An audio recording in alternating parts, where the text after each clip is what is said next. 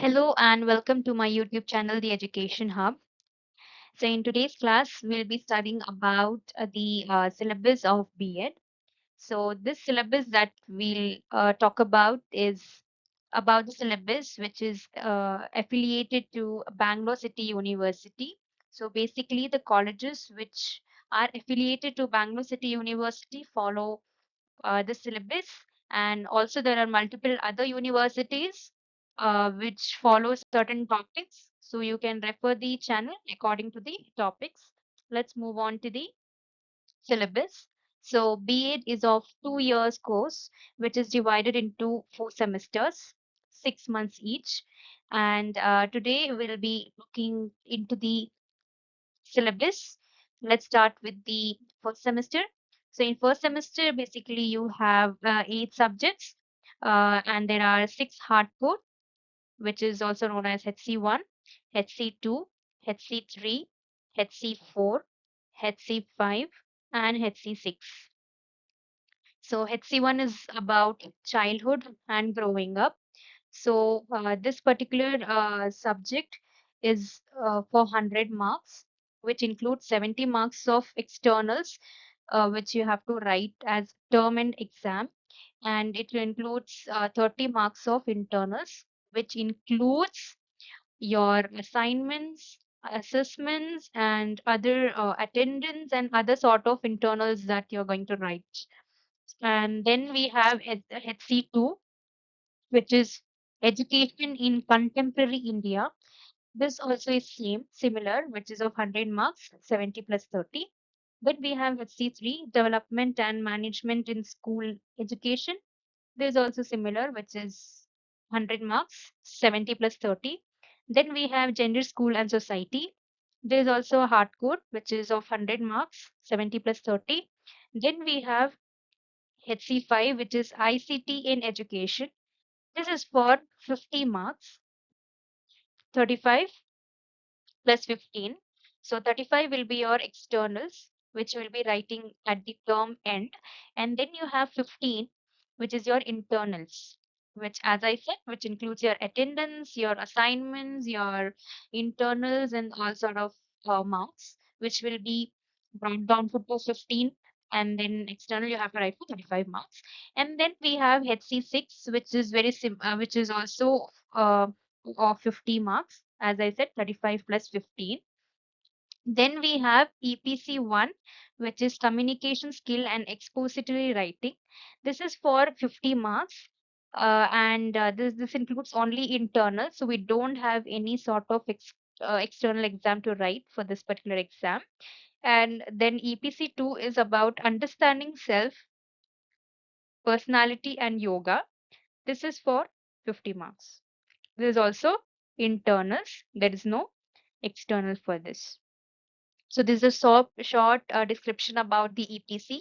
You can just pause the video and go through these particular lines. Let's move on to the second semester. So in second semester, we have HC7, HC8 as your hardcore papers, which is learning and teaching, which is of 100 marks, 70 plus 30. Then we have HC8, which is assessment for learning. This is also for 100 marks, 70 plus 30. Then we have something called as SC1.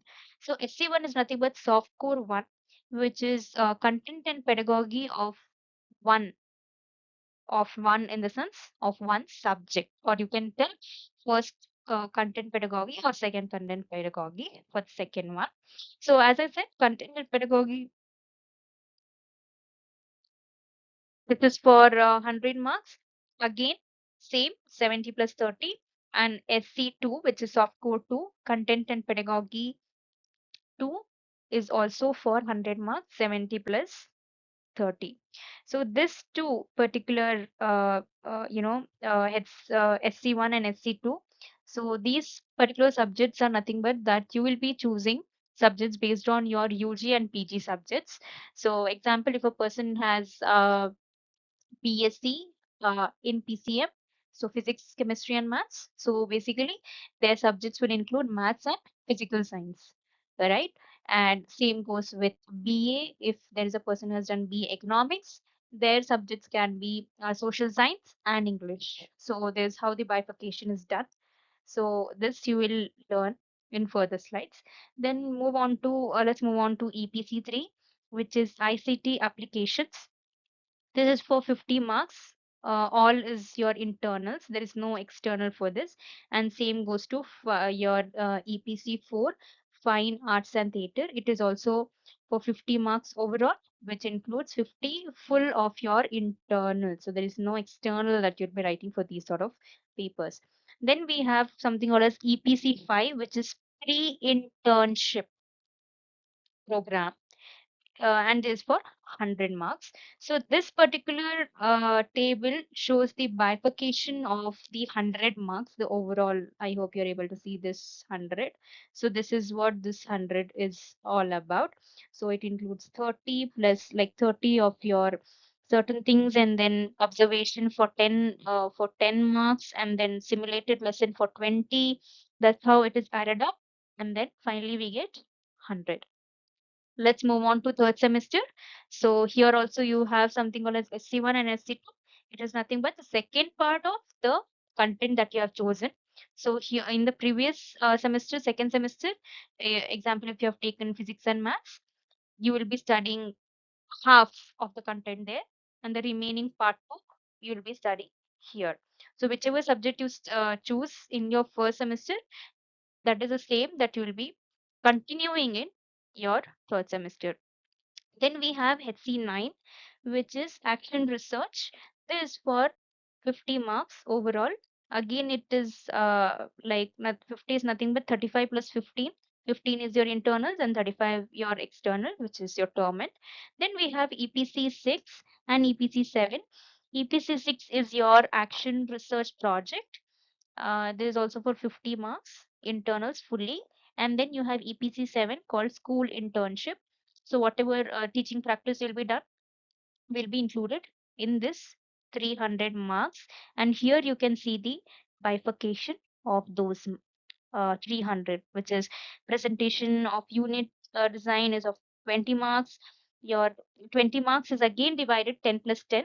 As I told, SC1 includes 10 and SC2 includes 10, right? So it is divided. Then we have regular classroom teaching for 40 lessons, which is 30 for one, 30 for another one, and totally it becomes 60. So this is how it's added, and finally you get 300, which is for overall school internship. Then we move on to the last semester, that is fourth semester. So in fourth semester, we have HC 10 and HC 11 and 12. These are your hardcore papers. The first is national concern and education. As I told, it is for 100 mark, 30 plus 70. Same with creating an inclusive school and knowledge and curriculum. Same for this, over like 100, 100 and 100.